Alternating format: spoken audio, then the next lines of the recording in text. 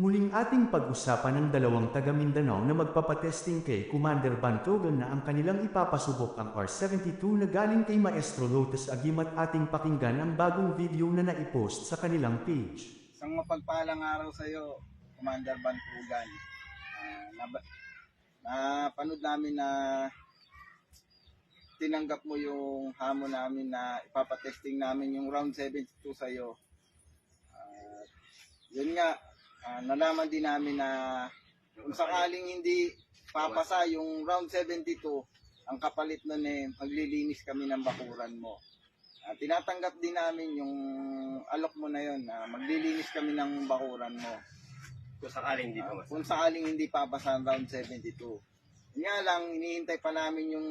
Ayon sa dalawang taga-Mindanao, hinihintay pa nila ang basbas ni Maestro Lotus Agimat bilang pagrespeto ng dalawa sa pinagkunan nila ng anting-anting na R-72 at nag-iipon pa sila ng budget nila para kung sakaling may pamasahe pa sila pauwi. Basbas ni Maestro Lotus na ayaw namin kasi i-bypass si Maestro Lotus kung sakaling may mangyari kasing hindi maganda, ayaw namin may masisi gagawin namin. Testingan. Magandang araw nga pala sa iyo, KB Idol.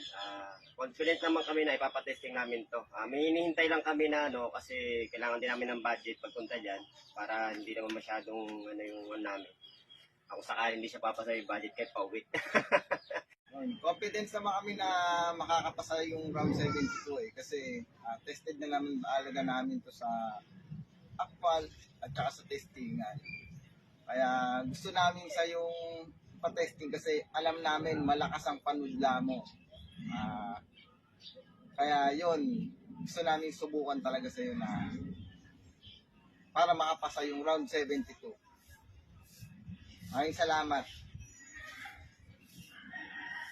Ito ang sagot ni Maestro Lotus Agimat sa dalawang taga-Mindanao sa magpapatesting ng R-72 kay Commander Bantogan. Sa napanood ko po, 'di ba, sa nakakuha po sa akin ng round 72 na magpapatesting sa ibang antingero, ang sagot ko naman po doon, bago ko po kasi padala po sa kanila, tinesting po namin dito. Tapos sa naman nila sa akin, ay paliwanag naman nila sa akin na maraming beses na nilang nasubukan sa actual at sa testingan bukod pa sa ginawa ko dito. Kaya malaki po ang tiwala nila sa round 72. Yun naman ang sinabi nila sa akin. Kaya lang involve ang pera, kaya lang sabi ko nga, kung ipatesting ninyo, bahala kayo kasi sa inyo naman na yan. Yun lang naman ang sabi ko. Hindi ko naman kayo pinagbabawalan na ipatesting sa iba. Basta't siguraduhin nyo lang na malakas, hindi kayo bago nyo ipatesting, tapos sa mga bawal, hindi kayo nakagawa ng bawal, pangalawa o pangatlo, nakapag-ayono kayo. Yun lang naman ang kabilin-bilinan ko sa mga gustong magpa-testing sa ibang antingero. Hindi ko naman po sila pinagbabawalan kasi hindi ko hawak ang desisyon nila.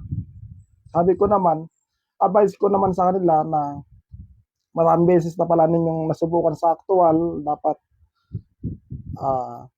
okay na yon kasi sa actual, importante kasi sa actual. Diba? Anin mo yung sa testing sa mga ganyan, pasado nga sa actual naman, hihina, iwanan ka ng gabay. May posibilidad kasi na umalis ang gabay kapag ganun. Pero nasa kanila po yon, yung decision na yon. Wala naman akong magagawa kasi sa kanila naman na yon. Basta ang ano ko lang naman, palakasin nila. Bago nila ipasubok kung kanino mang antingero, basta unang-una disiplina, igalang po natin yung mga magte-testing, wag natin sa mga testingan, wag natin ipagyabang, 'di ba? Para nandun pa din yung sa manual sa R72. Sundin po natin yung nasa manual. Kung ano yung mga bawal, sundin po natin para at least hindi tayo sa testingan 100% na nagawa natin ng maayos. Sigurado naman ako na makakapasa. Basta magawa lang ninyo yung batas ng round 72. Kumbaga nandun sa manual yung mga bawal. Yun lang po yung may papayo ko, advice ko. Narinig natin mga kapanalig ang sagot ni Maestro Lotes Agimat sa 2 tao na magpapasubok kay Commander Bantogan ng R72 basta masunod lang nila ang nasa manual, mapakain ng dasal at huwag gumawa ng bawal at nakapag-ayuno, sigurado na makakapasa ang R72 anting-anting na galing sa Maestro Lotes Agimat. Ano ang inyong komento mga kapanalig kung sakaling matuloy ang testing ng R72 ni Commander Bantogan papasa? Kaya ito alam naman natin si Commander Bantogan hari ng panudla, mahihigitan ba ang lakas at bisa sa kabal ng R72? Ito na ba ang makakabasag ng matinding panudla ni Commander Bantogan? Maraming salamat kapanalig.